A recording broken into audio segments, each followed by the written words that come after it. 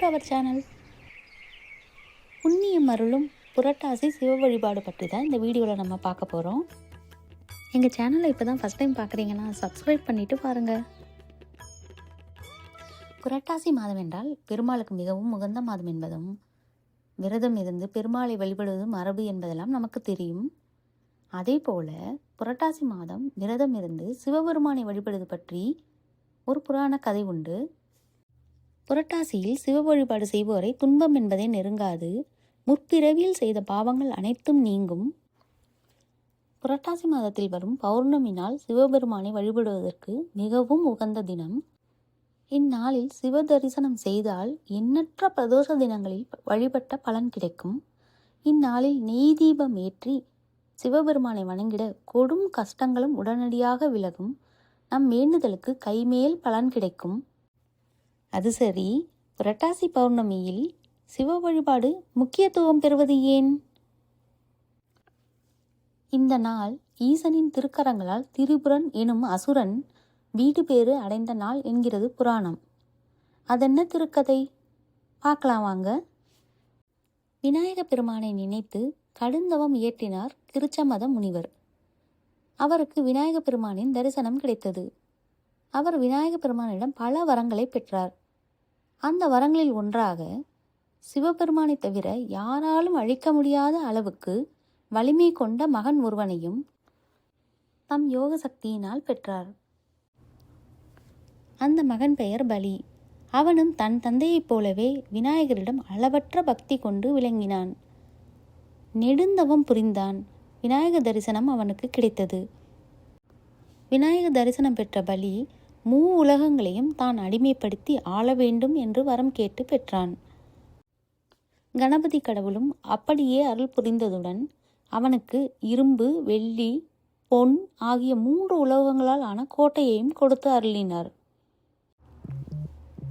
அதே நேரத்தில் நீ பெற்ற வரங்களை தவறாக பயன்படுத்தினால் சிவபெருமானின் திருக்கரத்தில் உள்ள கணை ஒன்றினால் உன்னுடைய கோட்டைகள் அழியும் என்றும், நீ எம்முடைய பக்தன் என்பதாலும் சிவபெருமானால் சம்ஹாரம் செய்யப்படுவதாலும் உனக்கு வீடு பேறு உண்டாகும் என்றும் வரம் தந்து அருளினார். வரம் பெற்ற பலி உலகங்களையும் தன் வசப்படுத்தியதுடன் தேவர்கள் யாவரையும் பல வழிகளிலும் துன்புறுத்தவே ஓடி ஒளிந்த தேவர்கள் நாரதரிடம் சென்று வழி கேட்டனர். அவர் சொல்லியபடியே விநாயகரை பிரார்த்தித்து கொண்டு சிவபெருமானிடம் தஞ்சமடைந்தனர். தேவர்களின் துன்பத்தை நீக்கிட திருவுளம் கொண்டார் சிவபெருமான். எனினும் அவர் திரிபுரனாகிய பலியுடன் போருக்கு செல்ல ஒரு காரணம் வேண்டுமல்லவா? அதற்கான காரியத்தை கணபதியே கையில் எடுத்துக்கொண்டார். வேதியராக வேடம் கொண்டு திரிபுரனிடம் சென்ற விநாயகர் திருக்கையிலில் இருக்கும் சிந்தாமணி விநாயகரின் திருவுருவம் தமக்கு வேண்டும் என்று கேட்டார். அந்தன வடிவில் வந்த விநாயகரின் விருப்பத்தை நிறைவேற்ற நினைத்த திரிபுரன் திருக்கையிலைக்கு தூதர்களை அனுப்பி வைத்தான். திரிபுரனின் தூதர்களிடம் சிந்தாமணி கணபதியை தர மறுத்த சிவபெருமான் முடிந்தால் தன்னுடன் போரிட்டு வென்றால் சிந்தாமணி கணபதியை எடுத்துச் செல்லலாம் என்று கூறிவிட்டார். திரும்பி வந்த தூதர்களின் மூலம் நடந்ததை தெரிந்து கொண்டான் திரிபுரன். படைகளை திரட்டி கொண்டு சிவபெருமானுடன் போருக்கு சென்றான் திரிபுரன். நீண்ட நாட்கள் போர் நடைபெற்றது.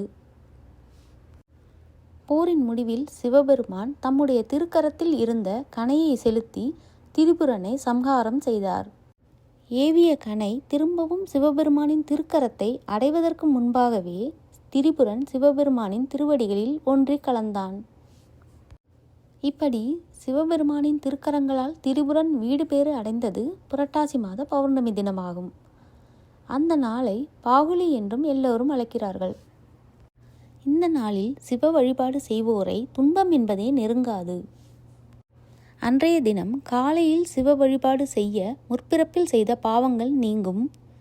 நடுப்பகலில் சிவ வழிபாடு செய்ய முற்பிறப்பில் செய்த பாவங்கள் மட்டுமில்லாமல் இந்த பிறவியில் செய்த பாவங்களும் நீங்கும். மாலை பிரதோஷ வேளையில் சிவ வழிபாடு செய்தால் சிவபெருமானின் அருளால் 7 பிறவிகளில் செய்து முற்றிய பாவங்கள் எல்லாமே நீங்குவதுடன் விரும்பிய எல்லா கோரிக்கைகளும் நிறைவேற பெறலாம். இந்த வருடம் புரட்டாசி 20 திங்கட்கிழமை அக்டோபர் 6ஆம் தேதி அன்று புரட்டாசி பௌர்ணமி திருநாள் வருகிறது.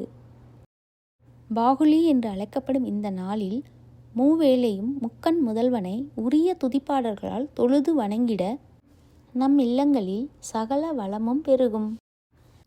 இந்த புரட்டாசி பௌர்ணமி சிவ வழிபாடு மூலம் நம் அனைவர் வீட்டிலும் சகல வளங்களும் பெருகட்டும்.